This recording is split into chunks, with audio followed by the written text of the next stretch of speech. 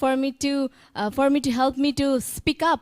And now they have to 10 years now, they have to really work hard for me to shut down. So I don't stop speaking. So, but yeah, communication is very key. But you know, there are still many people around the world who are just stigmatized just the way they communicate. Yes. So I think we have someone who can talk a bit more on that. Let's put our hands together and welcome our very own Puneet from New Delhi, India.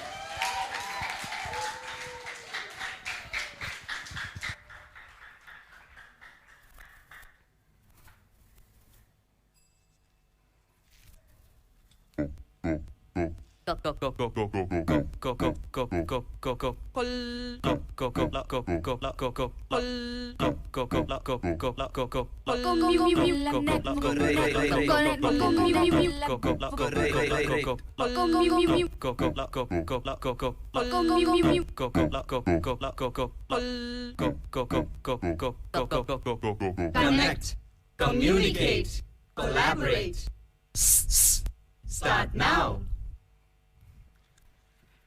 Imagine if we all see stammerers as rappers. Wouldn't that be cool? I am a stammerer, and I embrace my special style of communication. Life in childhood was beautiful. I used to run, I used to shout, I used to recite poems in my classroom. But then something changed. I mean, everything changed. When I witnessed violence for the first time in my life, I felt wounded. I was numb. I used to sit in a single place for hours without having a single thought. I stopped communicating and started to stammer. My mom couldn't believe that. For her, my tongue was as sharp as a razor blade. How can I be a stammerer? But when someone asked me my name, the words wouldn't come out of my mouth. And when it did, it was into parts and pieces. Puneet. Every single morning, my class fellows used to greet me. Good morning. Now I can laugh about it. But at that time, I completely lost my confidence and self-belief. Years later, in 2018 July, I got a call from a man named Vinayak. He was from TISA, the Indian Stammering Association. He took around 7 minutes to introduce himself, and I was amazed how comfortable he was with his stammering. He invited me to the annual conference of TISA, which I gladly accepted. A week later, when I entered the conference hall, I looked around, and I saw 40 stammerers under a roof. It was a cascade of sounds, consonants of music and sounds and everything. Some were talking, some were chatting, some were joking about ourselves and about the non-stammerers who tried so hard but often failed to listen to us. At that moment, I felt liberated. And I was free. And first time I accepted the way I speak. I found myself among my own tribe. So far, I used to avoid each and every opportunity I have to speak with. Chago, so sorry, I cannot do it. So sorry.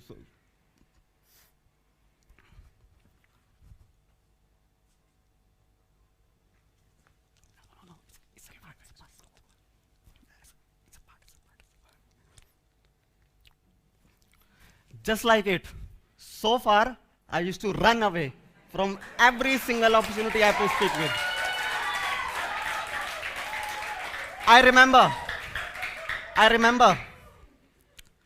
It was December 2016. I was talking in my college and I ran away. Literally, I ran away. But not anymore. And we stammerers tend to avoid the thought of stammering itself. Stammerer, who? Me? No. I hesitate sometimes. I'm not a stammerer. Since it is not a visible disability, we can afford to deny it, forget it, and even postpone it. And there are some people who say, take it easy, you're talking too fast. take a deep breath. You're talking too fast. Go slow, slow, slow.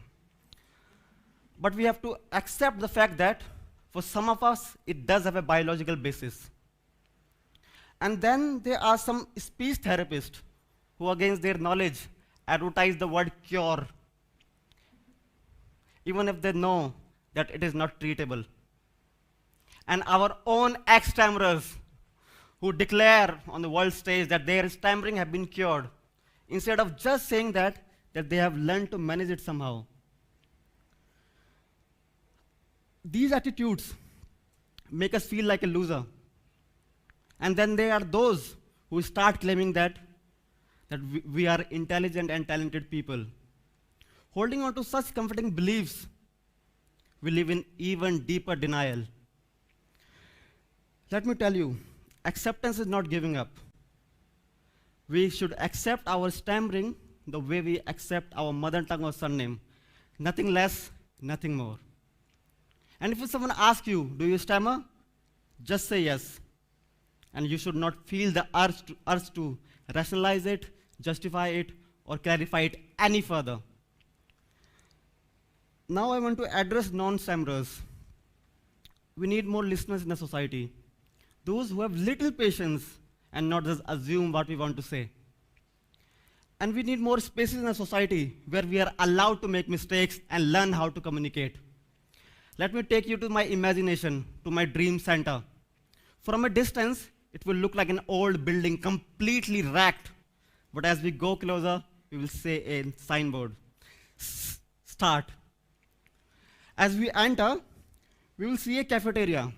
Mobiles denied, humans allowed.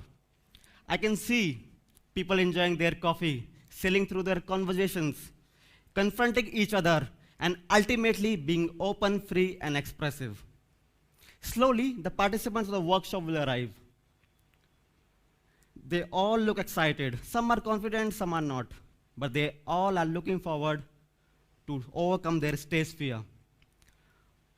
The first one will be Asif. And let me tell you, he's telling us about the most courageous thing he has ever done in his life, to ask his crush out for a date. And he says, can we go for a coffee? He was expecting a no, but she said yes. We all were electrifying, we all were happy. And then comes a little boy with a lisp. He called himself Amir, but only later we will discover that his name is Samir. And then meanwhile, we are playing our favorite game in which we all have a speech specialty. So let me explain you. If you're talking to a stammerer, you have to stammer. And if you're talking to a lisper, you have to lisp. I can see they're having fun. They're saying silly things to each other and ultimately overcoming their barriers to communicate. And self-humor is the best way to gain confidence. And then I will announce that Delhi Metro has been convinced to have stammerers as announcers for one day. And Rajesh will be our first announcer. His childhood dream was to become a RJ, a radio jockey. But he never gathered the courage to go for an audition in his lifetime. But here he is. He's already there on the stage. Let us hear what he wants to say. Ladies and gentlemen, the next station is... Oh, we missed it.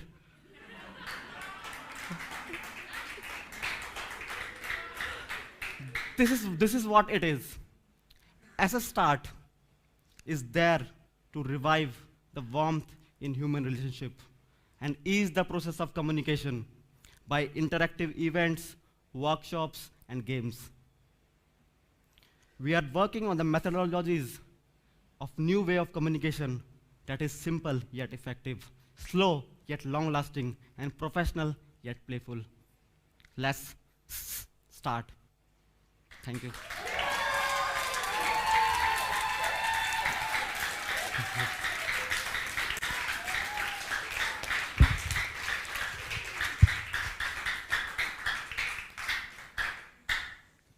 Thank you, Puneet. Let's start the Q&A with a question from Shreya. Shreya here. Hi, Puneet. Hello, Shreya. Wonderful talk. Thank you. So my question for you is, what is the focus of START? Is it the stammerers and building more confidence in their personality? Or is it the non-stammerers and to make them more accommodating and accepting towards the stammering community and people with speech disorders? I think our main focus is to normalize speech disorders at first, and then to include, there are many organizations that are working for stammerers, with stammerers, but they didn't include non-stammerers in their space. But what we are trying to do, we will have anyone who is struggling to express their feelings, thoughts, or emotions. We can have anyone. And to include them in a safe space where they can be open, they can be free, and they can be expressive, and we will interact. So it's a both-way interaction, and we are hopeful that we can be able to normalize and to sensitize people about what are the struggles we face in our lives. Thank you so much. Yeah. So you will get professional help to solve this, or it will be just an open conversation and people just being comfortable with how they speak? This is, to specify, we are not speech therapist, we are not professional, we are just providing a very safe and interactive space. But for extreme cases, we will have a psychologist in our team to actually help people who have gone through trauma, like me, so that they can, they can talk, and they can, they can have a professional help as well. Okay, great, Puneet. All the best. Thank you. Let's move on to the next question from Sony. Hello.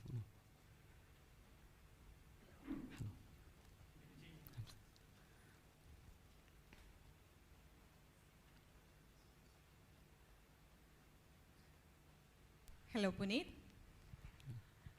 Actually, what is the social issue you are trying to solve through your project? How society is going to benefit out of your project? Apart from some of the people whom you are talking about, like stammerers, how the society is really going to benefit from your project? From my experience, what I have lived for all my life is that stammering or any speech disorder is like we laugh about it. We still laugh about it. Like, there are many disabilities that people laugh about it, but stammering is like they laugh at will. they laugh as if they have the right to laugh on us, and that's fine. But here as a start, we will help stammerers to laugh on themselves as well, to not take it too seriously, and to ease the process. It's a process, it's a journey towards acceptance. And I want to ease that process. I want to ease that journey towards acceptance in a fun way, so that they enjoy, and the journey is not that hard that was for me.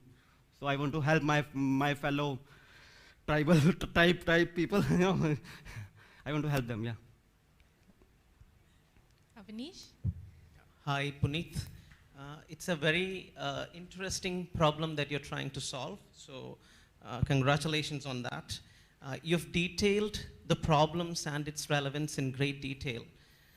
But I feel that you have not elaborated or gone deep into how you're going to solve the problem. So you talked about various methodologies.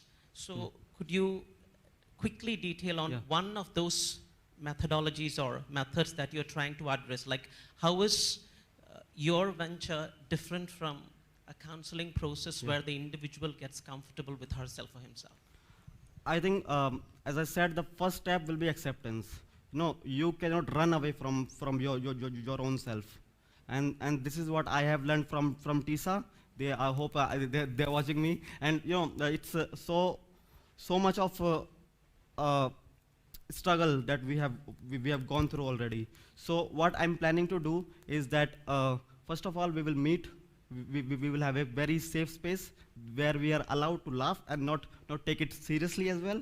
And then we will talk about from what incident causes that stammering, because we have stammerers who have some head stroke, some injury on their head, on their vocal cords, so they stammer. So it's a physical cause for them. But for most of us, it has a memory behind it.